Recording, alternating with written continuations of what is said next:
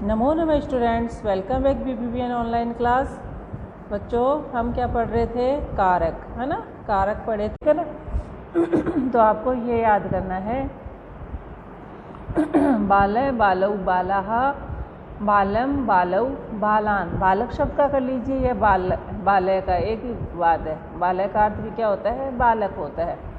बालेन बालाभ्याम बालई बालाय, है ना। वो था ना ज्ञानाय, ज्ञान के लिए। तो बालाय बालक के लिए, बालाभ्याम दो बालकों के लिए, बाले भी अनेक बालकों के लिए, बालात, है ना।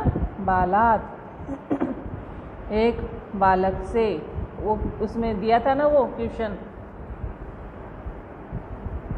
बालात का भी एक दिया था। कौन सा दिया था अभी मुझे ध्यान नहीं है। देखो, आचार्यात, आचार्य से, आचार्यात, इसमें आपके अपादान बता दिया। आचार्य से यानी हम ज्ञान लेकर के अलग हो रहे हैं, तो अलग होने के अर्थ में भी इसमें बताया है आचार्यात, ठीक है ना। तो इसमें अपादान आता है। इस प्रकार से इसमें वाक्य बनते हैं, इसलिए मैंने आपको ये समझाया है। बालस से ये षष्ठी हो गई, है ना। सप्तमी बाले यानी जिसमें आधार होता है अधिकरण में पर। तो बस आपको इनमें इतना ही याद करना है आपको कि इनके जो चिन्ह है वो याद करने हैं आपको, कोई ज़्यादा उसमें नहीं जाना है। और इनका जो एक वचन, द्विवचन, बहुवचन रूप आपको याद करना है और पूरी सप्तमी विभक्ति तक आपको याद करना है। जैसे मैंने दे दिया, आपको दे दिया बालयो शब्द का अर्थ क्या है। बालयो शब्द का अर्थ क्या है? तो दो बालकों पर। मैंने दे दिया बालाभ्याम शब्द का अर्थ क्या है? दो बालकों से, है ना। मैंने दे दिया बालात शब्द का अर्थ क्या है? एक बालक से। मैंने दे दिया बालई शब्द का अर्थ क्या है? बालई अनेक बालकों से। इस प्रकार से आपको याद होना चाहिए कि बालई का अर्थ क्या होता है, बालान का अर्थ क्या होता है, बालाहा का अर्थ क्या होता है। इनकी जगह मैं बालकाहा भी दे सकती हूँ, मैं गजा भी दे सकती हूँ, मैं गजई भी दे सकती हूँ, मैं गजेसु भी दे सकती हूँ। तो इस तरीके से ये पुल्लिंग, स्त्रीलिंग और नपुंसकलिंग तीनों का आपको याद होना चाहिए। समझ में आ गई आई थिंक मेरी बात, जो मैं आपको समझाना चाहती हूँ, ठीक है ना। और 6 क्यों होते हैं वो भी मैंने आपको बता दी। उस चीज़ में आप ज़्यादा मत उलझिए। मैं आपको यही पूछूंगी संस्कृत में कितने कारक माने जाते हैं? 6 कारकाणी बस, है ना। और ज़्यादा उनमें नहीं उलझना है आपको, ठीक है ना। तो इनका अर्थ आपको आना चाहिए। मैं कहीं से भी पूछ सकती हूँ, हे बालाहा शब्द का क्या अर्थ होता है? हे गजाहा, ठीक है ना। और बालऊ शब्द का क्या अर्थ होता है? बालेन का क्या अर्थ होता है? गजेन का क्या अर्थ होता है ना। तो गजेन एक हाथी से, इस प्रकार आपको अर्थ उसका आना चाहिए। मैं पुल्लिंग का कोई भी शब्द रूप में आपको कोई भी विभक्ति का कोई भी वचन से आपको प्रश्न पूछ सकती हूँ। और जो मैंने यहाँ पे जो आपको ये बताए हैं, इस प्रकार से वाक्य आपको दिए हैं, ये जो वाक्य हैं इस प्रकार से ऐसे कोई वाक्य बना के दे सकती हूँ आपको, उसका अर्थ भी करना हो सकता है, ठीक है ना बच्चों। अब जो ये चीज़ें हैं ये आपको सारी विभक्ति के अनुसार वाक्य निर्माण है ना। तो ये आपको मैं करवाऊँगी। देखो ये विभक्ति है यहाँ से, तो कारक विभक्ति, उपपद विभक्ति, ये आपको बाद में समझाऊँगी। इसमें आप छोटे छोटे जो है ये नॉर्मल सी चीज़ें आपको समझाऊंगी, ज़्यादा बड़ी चीज़ें नहीं है। जैसे रमा पुस्तकम पढ़ती, रमा पुस्तक को पढ़ती है, तो इसमें कर्तरीवाच्य है, कर्ता, है ना। कौन पढ़ती है पुस्तक को? रमा पढ़ती है। नराहा नेत्राभ्याम पश्यन्ति, जो लोग हैं आँखों से देखते हैं। नेत्राभ्याम 2 ही आँखें होती है ना अपने, 4 थोड़ी होती है, नहीं होती ना। नराहा नेत्राभ्याम पश्यन्ति, किससे देखते हैं? आँखों से देखते हैं। बालिके मंचे नृत्यतः, बालिके मंच पर नृत्य कर रही है, तो नेत्राभ्याम आँखों से देखती है। तो कौन सी विभक्ति है इसमें? कौन सी विभक्ति का कौन सा वचन है ये आपको पता होना चाहिए, है ना। तो किससे देखती है माध्यम है, तो कर्ता ने कर्म को करण से, तो करण की द्वितीय विभक्ति, करण जो करण है, करण जो कारक है उसकी द्विवचन है। विभक्ति नहीं बोल रही मैं, कौन सा वचन है? द्विवचन है। नेत्राभ्याम 2 ही आँखें होती है, तो वैसे ही पता चल जाता है कि द्विवचन है। इस प्रकार से आपको पूछा जाता है। बालिके मंचे नृत्य, तो आपको मंचे शब्द देखते ही पता होना चाहिए अधिकरण आया है मंचे, आकाशे, है ना, वृक्षे, बालके, है ना।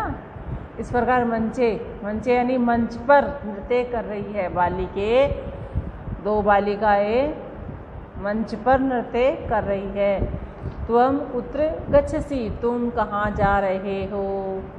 किसको पूछा जा रहा है, तुम भी तो करता ही है, तो तुम कहाँ जा रहे हो। तो कर्तृवाच्य में कर्ता कारक में प्रथमा विभक्ति लगाई जाती है। इस प्रकार से ये आप ऐसे छोटे छोटे आपको करवाऊंगी कि आपके वाक्य भी समझ में आ जाए, और ज़्यादा इनमें आपको डिटेल से नहीं बताएंगे क्योंकि आपको डिटेल समझना ज़रूरी नहीं है। सूर्य उदेति, सूर्य उदय होता है।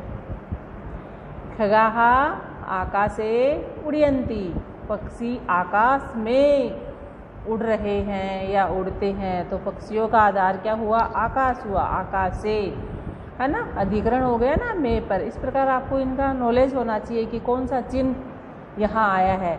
वो क्यों याद होगा, कैसे याद होगा, जब आप बालक की या किसी भी पुल्लिंग शब्द रूप की आप पूरी विभक्तियों और पूरे अर्थ याद कर लोगे तब, ठीक है ना। इस प्रकार से आपको ये थोड़े छोटे छोटे क्वेश्चन और अर्थ कराऊंगी, ठीक है। और इसमें देखिए इसमें ये कुछ धातुएं दी गई है, उनके अर्थ है ना। तो ये मैं नेक्स्ट वीडियो में थोड़ी आपको करवा दूंगी बीच बीच में, ज़्यादा ज़रूरी नहीं है। जो चीज़ें मैं पूछूंगी जो आपको ज़रूरी है वो ही मैं आपको करवाऊंगी, ठीक है ना।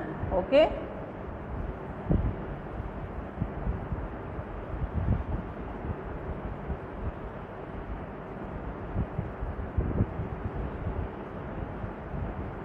ये प्रथमा विभक्ति का मैंने आपको थोड़ा सा समझाया है, ठीक है।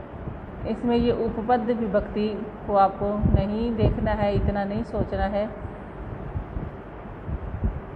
बस आप ये धातुओं का अर्थ याद कर लीजिए। गम, गम का मतलब जाना, नम नमस्कार करना, नी ले जाना, पच पकाना, रक्स रक्षा करना, याच यानी मांगना, अधि शी लेटना, है ना। तो ये आपको ध्यान रखना है थोड़ा सा, ठीक है ना।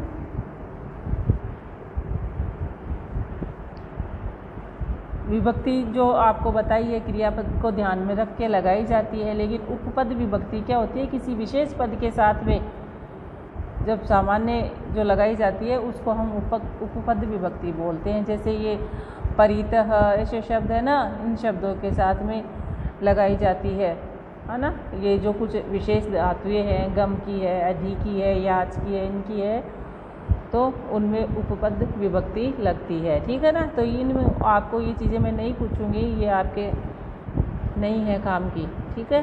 ये सारी वो ये तृतीय विभक्ति को आप समझिए थोड़ा। तृतीय विभक्ति करणे तृतीया, है ना।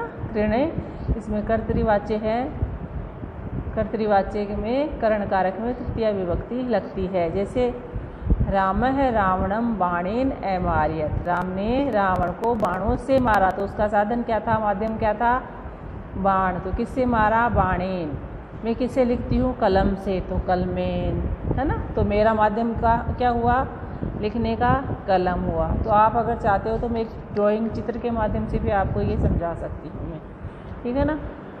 जीवा मुखेन वदंती, लोग जो है, जीव जो है मुख से बोलते हैं। हमारे बोलने का माध्यम क्या है, कौन से साधन से बोलते हैं, जिस साधन को हम प्रयोग लाते हैं, जिस माध्यम से हम बोलते हैं वो मुख। तो तृतीय विभक्ति मुखेन, बालकेन, ठीक है। तो कर्तृवाच्य के करण कारक में कौन सी विभक्ति होती है, करण में तृतीया विभक्ति। अभी बताया था ना, कर्ता ने कर्म को करण से, तो किस नंबर, कौन से नंबर पे आई, तीसरे पे। बस तीसरे आपको करण कारक में करना है, तो उसका वही शब्द वहाँ लाना है आपको। उसका वो शब्द है, जैसे बालकेन है, लेकिन वहाँ पे जो पूछा गया आपको बालकेन की जगह मुखेन कर देना है, बाणेन कर देना है, कलमेन कर देना है। जो मैंने क्वेश्चन पूछा है उसका ही संस्कृत करना है। विभक्ति कौन सी आ जाएगी, तृतीय आ जाएगी। स अलेन मुखम प्रक्षाल, इसमें अलेन आ गया, वायुयानेन आ गया, ठीक है ना। इस प्रकार है, ओके। थोड़ा आगे बाद में और बता दूंगी, अभी आपको इतना ही समझना, ओके। बाय।